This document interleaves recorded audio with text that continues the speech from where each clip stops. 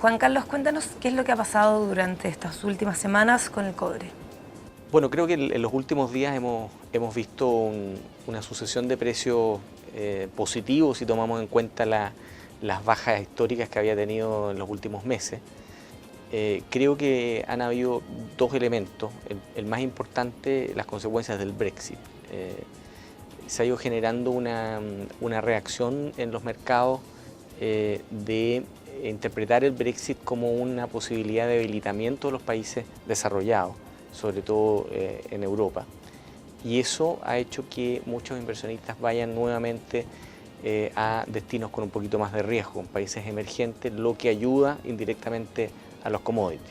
Entonces creo que ahí ha habido un primer efecto que ha sido positivo para el cobre como resultado de esta situación.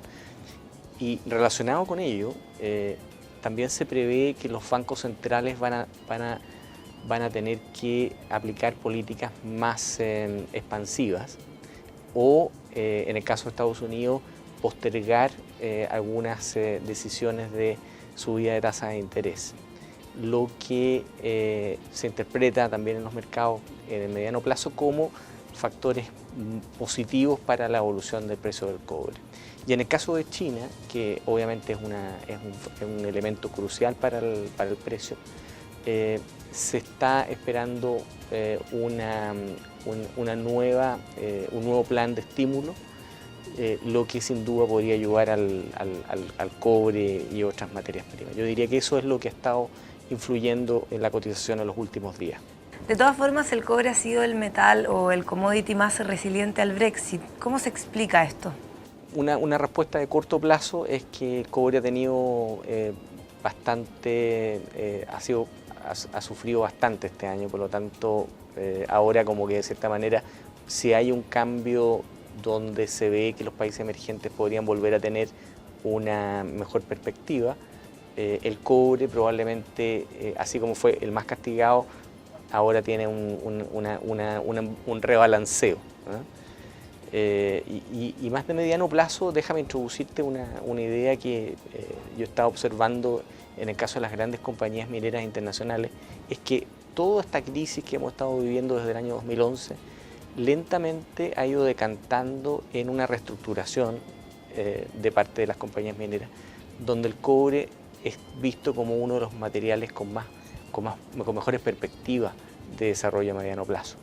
Entonces creo que lentamente también el cobre va a ir ganando posiciones respecto de hierro, carbón, sobre todo de commodities que son transados más a granel, ¿no? ¿Podríamos hablar entonces de que viene un punto de inflexión, una recuperación para los commodities, para los metales? Yo creo que hay dos elementos que observar y que me hacen pensar de que estaríamos entrando a una fase de estabilización de aquí a un año. Todavía yo no descarto algunos ajustes adicionales a la baja en el precio. En la segunda parte del año todavía, dependiendo de la salud de la economía china, te decía que se prevé un nuevo plan de estímulo, pero eso es porque se está viendo debilidad en la economía china. Entonces, dependiendo de cómo se dé esa ecuación de expectativas y realidades, podría haber un ajuste mayor a la baja en el precio del cobre, pero sí es cierto que empezamos a ver elementos que indican una cierta estabilización. Yo diría que más bien hay dos factores que hacen pensar que el precio debiera comenzar a equilibrarse en torno a los valores actuales y luego comenzar a subir, pero en un par de años más, que son que los déficits, debido a la fuerte contracción que ha tenido la oferta, se van a hacer evidentes hacia fines de la década. Estamos hablando 2018-2019. Y en segundo lugar, el valor del dólar, el ciclo del dólar, influido por todos estos factores macroeconómicos que hemos hablado, tasa de interés, perspectivas de crecimiento en Estados Unidos, Europa, países emergentes, es probable que el precio del dólar tenga una tendencia de debilitamiento más clara a partir de 1 o 2 años más. Y eso es el tipo de macroeconomía que es que empieza a ser compatible con precios de commodities más altos.